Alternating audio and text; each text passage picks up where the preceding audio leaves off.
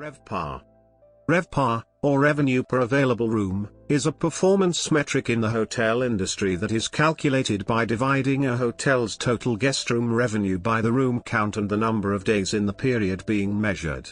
However, if the calculation uses total hotel revenue instead of guest room revenue, it equals TRevPAR, Total Revenue Per Available Room. TRevPAR is another closely related performance metric in the hotel industry.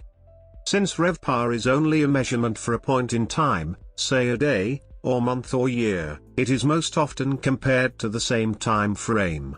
It is often used in comparison to competitors within a custom-defined market, trading area, or advertising region, or a self-selected competitive set as defined by the hotel's owner or manager, which is referred to as Revpar Index or RGI, Revenue Generating Index. Also, comparisons are usually best considered between hotels of the same type, or with target customers.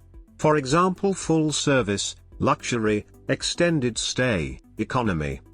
A few syndicated data companies compile RevPAR information across markets via voluntary survey, and provide compiled blinded information back to the industry. The STAR report is one such widely used report, and is provided by SDR.